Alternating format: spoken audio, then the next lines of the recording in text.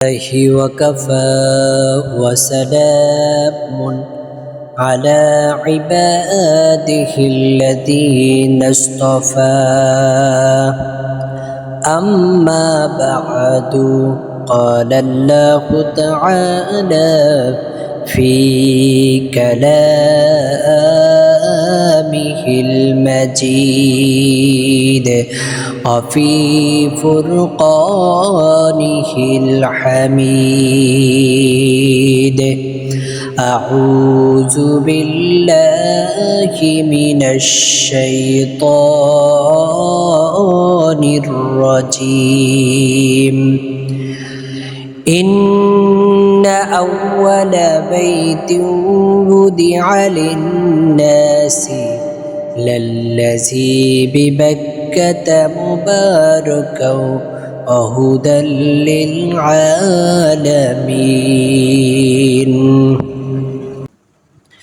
আজানের সুর মাঝে শুনেছি যে নাম, কোরআনের সুর মাঝে শুনেছি ও নাম।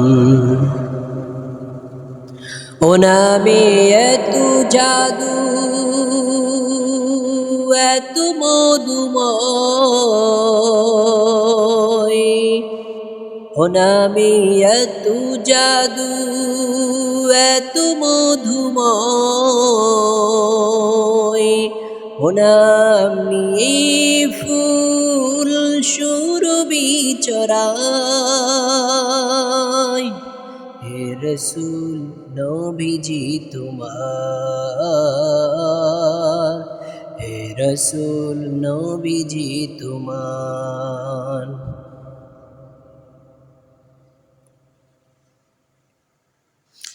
এবছর আমাদের দেশ থেকে অনেক মানুষ হজের জন্য রওনা হবে। তারা হজের উদ্দেশ্যে অনেকে চলে গিয়েছে, কেউ আজকে যাবে। সামনের দিনগুলোতে তারা বাইতুল্লাহর উদ্দেশ্যে রবকে খুশি করার জন্য বাংলাদেশ থেকে বিভিন্ন জেলা থেকে সারা পৃথিবীর প্রত্যন্ত অঞ্চল থেকে বাইতুল্লাহর উদ্দেশ্যে রব্বে করিমকে খুশি করার জন্য তারা সেখানে পৌঁছে যাবে। আল্লাহ তাআলা বলেন, ইন্না আউওয়ালা বাইতিন উদিআ লিন্নাস,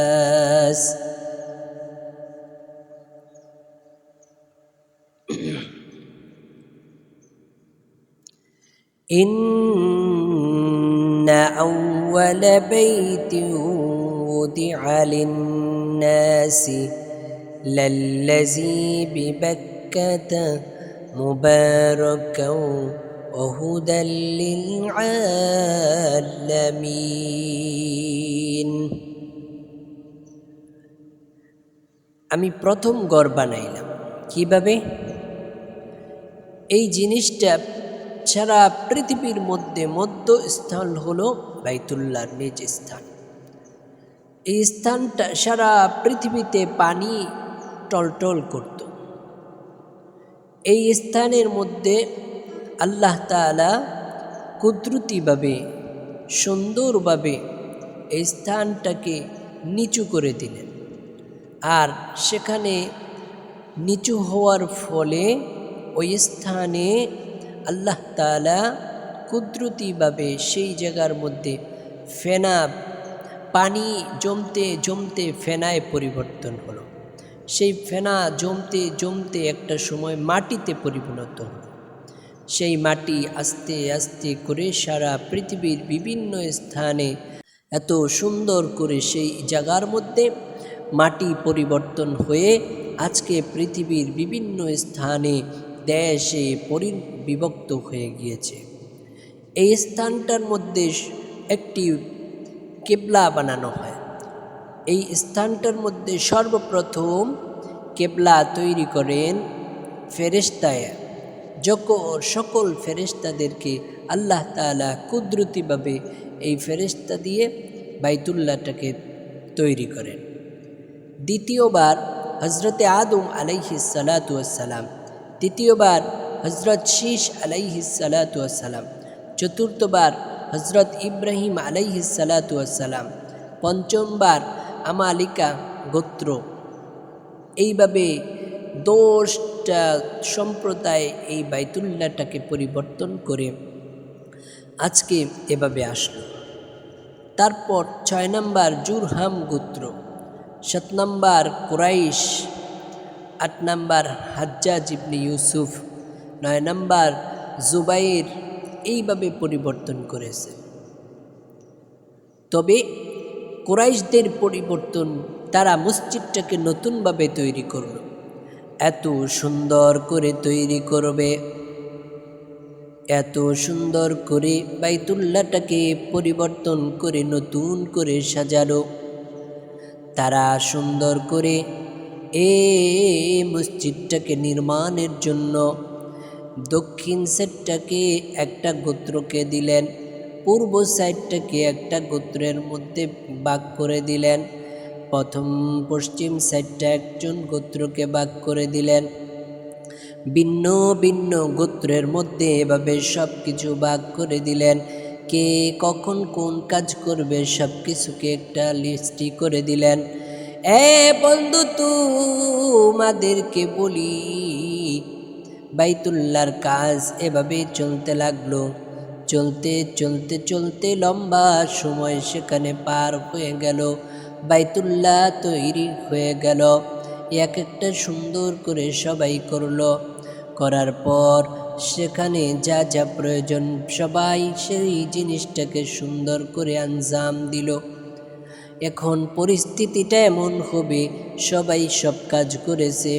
মহিলা যারা ছিল মহিলারাও করেছে, পুরুষ যারা ছিল পুরুষরাও করেছে। সামর্থ্য অনুযায়ী হালাল উপার্জিত অংশ দিয়ে বাইতুল্লাহটাকে তারা নির্মাণ করলো। বাইতুল্লাহ নির্মাণ করার পর তারা এখন বাইতুল্লাহ নির্মাণ করার পরই এই মুহূর্তে তারা চিন্তা করলো, হজরে আসওয়াদ যেই পাথর আছে এই পাথরটা নির্মাণ করার জন্য, স্থাপন করার জন্য সকলের মধ্যে চিন্তা, আমি আমার কাজটা ঠিকই করলাম। আমি পূর্ব সেট করেছি, আমরা দক্ষিণ সেট করেছি, আমরা পশ্চিম সেট করেছি, আমরা উত্তর সেট করেছি, আমরা সুন্দর কেউ কেউ বলে রড দিয়েছি, সিমেন্ট দিয়েছি, যা যা প্রয়োজন সব কিছু আমরা সেখানে দিলাম, সব কিছু করেছি। আমাদেরটা সবচেয়ে বেশি সুন্দর হয়েছে। আজকে সুন্দর হওয়ার কারণে দক্ষিণবাসীরা বলতেছে আমরাই হজরে আসওয়াদ স্থাপন করব, পূর্ব সাইটওয়ালারা বলতেছে আমরাই হজরে আসওয়াদ স্থাপন করব, সকল নেতারা বলতেছে আমরাই করব। সকলেই সেই পাথর স্থাপন করার জন্য দিন কালের জন্য নির্ধারণ করলো। সকলে বলতেছে আজ আমরা করব, আমরা হকদার। কেউ বলতেছে আমরা হলাম মুতাল্লি, কেউ বলতেছে আমরা হলাম কমিটির লোক। এই জিনিসটা স্থাপন করার হক আমাদেরই আছে, আর কারো নাই। কথা তৈরি হতে লাগলো। ভিন্ন ভিন্নভাবে তাদের অবস্থানটা পরিবর্তন হয়ে গেল। সবার মধ্যে একটা কথা কাটাকাটির পরিবেশ হয়ে গেল, মারামারির পরিবেশ হয়ে গেল। কে জানে এমন সুন্দর করে আজকে স্থাপন করবে। এত সুন্দর করে স্থাপন করার জন্য সকলেই হক দাবি করতে লাগলো।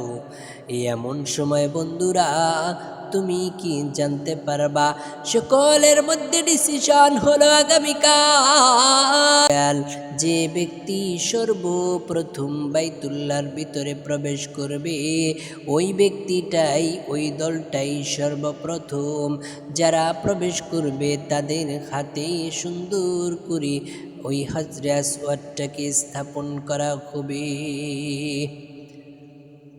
আল্লাহ তাআলার বিশেষ একটি রহমতের দ্বারা জানতে পারলাম, ওই দিন সকল মানুষের মধ্যে সবাই যখন নাকি ঘুমে সবাই যখন সবার কাজে ব্যস্ত, বাইতুল্লাহর ভিতরে সর্বপ্রথম আমার নবী তাজদারে মদিনা, মরিচার টুকরো মাথার তাজ এমন সুন্দর করে তিনি একা একা বাইতুল্লাহর ভিতরে প্রবেশ করলেন। বাইতুল্লাহর ভিতরে সর্বপ্রথম আমার নবী, আমার রাসূল তিনি প্রবেশ করলেন। প্রবেশ করার পর সকলে সিদ্ধান্ত নিল হযরতে আব্দুল্লাহর ছেলে মুহাম্মদ তাকে সেই স্থাপন করবে, মাজরা সোয়াদটা সেই স্থাপন করবে, কারণ সেই সর্বপ্রথম এসেছে। আমার নবী তো পারতেন দুইটা হাত দিয়ে হজরে আসওয়াদকে ধরে স্থাপন করে দিতে, কিন্তু না, আমার রাসূল সেদিন এত সুন্দর করে বললেন, এ সম্প্রদায়ের গোত্র প্রধানরা সকলে আসো, সকলে আসার পর তোমরা এখানে দাঁড়াও, তোমাদের মধ্যে আমি একটা কথা বলি। পাত্রটা ধরো, একটি রুমালটাকে মাটিতে বিছাইলেন, মাটির উপরে রেখে রাসূল ওই কাপড়ের মাঝখানে হজরে আসওয়াদ পাথরটাকে রাখলেন। রাখার পর ডাক দিলেন, ও গোত্র প্রধান সকল তোমরা চলে আসো, তোমাদেরকে নিয়ে আজকে কাজটাকে সম্পাদন করব, তোমরা চলে আসো। সকল গোত্রের সবাই আসলো। এতদিন যারা হজরে আসওয়াদ নিজে স্থাপন করার জন্য এত সুন্দর করে কথা কাটাকাটি, মন কালাকালি, ঝগড়া বিবাদে লিপ্ত হয়ে গেল। রসুল এসে বললেন, তোমরা সকলে রুমালটা ধরো, রুমালটাকে উঁচু করো আর ওই স্থানে নিয়ে আসো। রসুলদের কথা অনুযায়ী সেখানে আসলো। দুঃখ বেদনা নিয়ে রসুলুল্লাহ সেই দিন বলতেছেন, আমি সুন্দর করে ওই স্থাপন করলাম, সকলে খুশি হলো, সকলে সেদিন রব্বে কারিমের শুকরিয়া আদায় করলো। কোনো বেজাল হলো না, কোনো রকমের সমস্যা হলো না, সব সমস্যার সমাধান হয়ে গেল। সবাই ধরল মাঝখান দিয়ে, তাদেরও ও নীতিটাও বাস্তবায়ন হলো। আল্লাহ তাআলা কুদরতি কত সুন্দর, বাইতুল্লাহ সকলে বানানোর পর ওই বাইতুল্লাহতে রসুল দ্বারা নিজের বন্ধু, প্রাণপ্রিয় বন্ধু দ্বারা এত সুন্দর করে মসজিদে হজরতে আসওয়াদটাকে সুন্দর করে স্থাপন করলেন। এই দুনিয়াতে আল্লাহর রসুল বলেন, ইউনাজ্জিলুল্লাহু মিন মাক্কাতা, আল্লাহ তাআলা বলেন, আমি প্রত্যেক দিন ওই বাইতুল্লাহর মাঝে আমি প্রত্যেক দিন 120টা রহমত নাজিল করি। সিদ্দিন আলী তয়ফিন, যারা নাকি তোয়াফ করবে, 7টা চক্কর মারতে থাকবে, হোক না নারী, হোক না পুরুষ, অথবা ছোট যেই হোক না কেন, কালো হোক না কেন, মোটা হোক না কেন, সাদা হোক না কেন, যে কোনো রকমের বর্ণের হোক না কেন, আমি ওই তোয়াফকারীদের জন্য 7টি রহমত নাজিল করি। আরবাঈন লিল মুসল্লিন, আর আমি 40টি যারা নামাজ আদায় করবে ইয়ামুনা মিন হালিন নাজিরিন, যেখান থেকে যারা নাকি মাত্র তাকিয়ে থাকবে, তাকার ফলে আল্লাহ তাআলা 20টি রহমত তাদের উপর নাজিল করেন। আল্লাহ তাআলা কোরআনের মধ্যে বলতেছেন, যালিকা ফাদলুল্লাহি ইউতিহি মান ইয়াশা, আল্লাহ তাআলা বলেন, আমি যাকে কবুল করি সেই আসতে পারবে, সেই আসতে পারবে। আমি যাকে কবুল করব না সে কখনোই আমার কাছে আসতে পারবে না। কারণ আল্লাহ তাআলা বলেন, ও পয়গম্বর ইব্রাহিম, তুমি বাইতুল্লাহকে আমার ঘরটাকে বানাইলা, তোমার উচিত তুমি উঁচু টিলারের উপরে দাঁড়িয়ে যাও আর তুমি একটা এলান করে দাও। সাথে সাথে পয়গম্বর মাটির টিলার উপর দাঁড়িয়ে এলান করে দিলেন, ও আল্লাহর বান্দারা শুনো, আল্লাহ তাআলা তোমাদেরকে কবুল করবেন বাইতুল্লাহ যাওয়ার জন্য।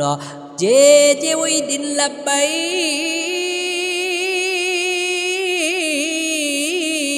বলবে বলেছিল, আল্লাহ তাআলা বিশেষ কুদরতিভাবে ওই লোকগুলোকে কোনো না কোনোভাবে বাইতুল্লাহতে নিয়ে ছাড়বে। কারণ দুনিয়ায় টাকা পয়সার মালিক অভাব নাই, একদিনে তো কোটি কোটি টাকা কামায়, কিন্তু হজের মধ্যে যাওয়ার জন্য তাদের মন মানসিকতা হয় না।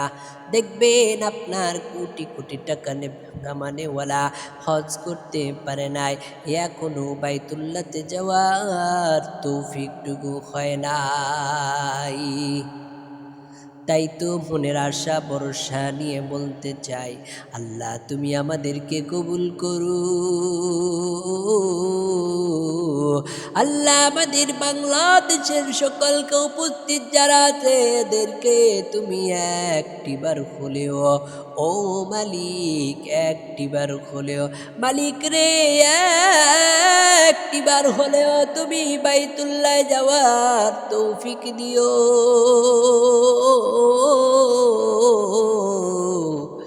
হায় আল্লাহ, সাদা জামা পরে ইহরামের কাপড় পরে লাব্বাইক আল্লাহুম্মা লাব্বাইক বলার তৌফিকটুকু দিও। ও মালিক, তোমার কাছে আবেদন, কতই তো বান্দা তুমি নিলা, আমাদেরকে তুমি আমাদের সকলকে একটিবারের জন্য হলেও বাইতুল্লাহর জন্য কবুল করিও। আয় আল্লাহ, ওই কাবার প্রান্তে দাঁড়াইয়া রাসূল যেইভাবে এত সুন্দর করে সবগুলো কাজ করলো, ও রাসূল আমাদেরকে, ও গৌরব আমাদেরকে ওই কাবার প্রান্তে দাঁড়িয়ে দাঁড়িয়ে লাব্বাইক বলার তৌফিকটুকু দিও।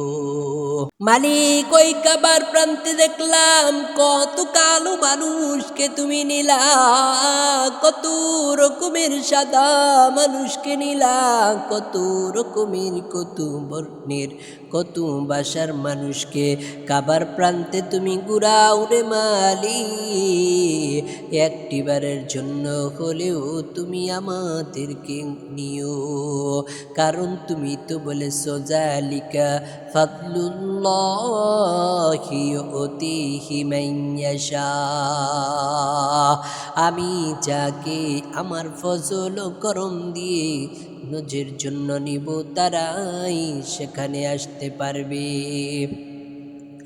আল্লাহ তাআলা বলেন, আযিন ফিন্নাসি বিল হজ্জ, এ হজের ব্যাপারে তুমি এলান করে দাও, ইয়াউম্মা দিন তোমরা বলবে পায়ে হেঁটে অথবা জন্তুর উপর ভর করে বাইতুল্লাহর মধ্যে চলে আসবে। এ দুনিয়াতে কয়েকজন আছে এমন আছে যারা নিজ গন্তব্য স্থান থেকে পায়ে হেঁটে হেঁটে আগের কালে আসতো, পায়ে হেঁটে তারা হজ করেছিল। পায়ে হেঁটে হজ করার ক্ষেত্রে রসুল বলেন, যে ব্যক্তি পায়ে হেঁটে হজ করবে তার জন্য প্রতি কদমে 7 কোটি নেকি লেখা হবে। প্রতিটা কদমে কদমে তার জন্য 7 কোটি নেকি লেখা থাকবে। আল্লাহ তাআলা তাই তো আমাদের তো মনে চায় লাব্বাইক আল্লাহুম্মা লাব্বাইক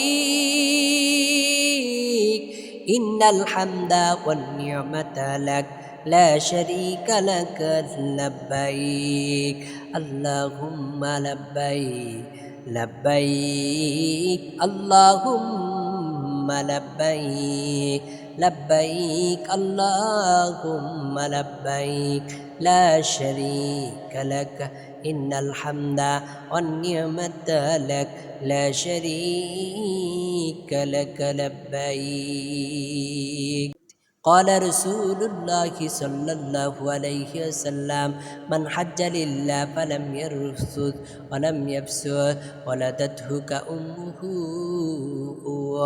যে ব্যক্তি হজ করবে, হজ করার পরে গুনাহের কথা বলবে না, গুনাহের কাজ করবে না, এ ব্যক্তিটা এমন সুন্দরভাবে ভূমিষ্ঠ হওয়ার সন্তানের মতন সে নেককার হিসেবে জন্ম লাভ করবে। জন্ম লাভ করে এ দুনিয়ার বুকে সে যেমন নাকি একটা সন্তান জন্ম লাভ করে নিষ্পাপ। যে ব্যক্তি হজ করবে, কোনো রকমের পাপাচারার কথা বলবে না, গুনাহ কাজ করবে না, এ ব্যক্তিটাও তেমন নিষ্পাপ হয়ে যাবে। আয় আল্লাহ, দূর থেকে মনে হয় রাসূল তো এই বাইতুল্লাহর মধ্য থেকে একদিন মদিনাতে চলে গেল। রাসূল মদিনাতে চলে যাওয়ার আগে বাইতুল্লাহর দিকে তাকিয়ে চোখের পানি ছেড়ে দেয়। বাইতুল্লাহর দিকে তাকিয়ে, ও বাইতুল্লাহ রে, বাইতুল্লাহ তোমার মধ্যে কত স্মৃতি জড়িত আছে, কত সময় বসে রইলা, কত সময় তোমার মধ্যে কাটাইলাম, কত সময় তোমাকে নিয়ে ভাবলাম। ও বাইতুল্লাহ, তোমাকে ছেড়ে আজকে চলে যাই।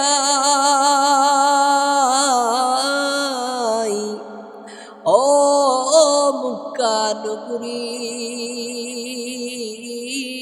তোমাকে ছেড়ে আজকে চলে যাইতে হলো, থাকতে দিল না কেউ। সুন্দর করে রাসূল বলতেছে, মায়ার দেশ,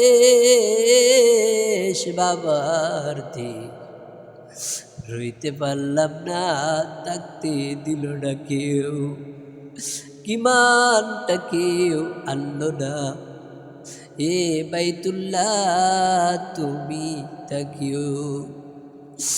বাইতুল্লাহর দিকে তাকায়, বারে বারে ফিরে তাকায়, তাকিয়ে তাকিয়ে শুধু বলতে থাকে, যাই রে বাইতুল্লাহ, তোমায় ছেড়ে আমি চলে যাই।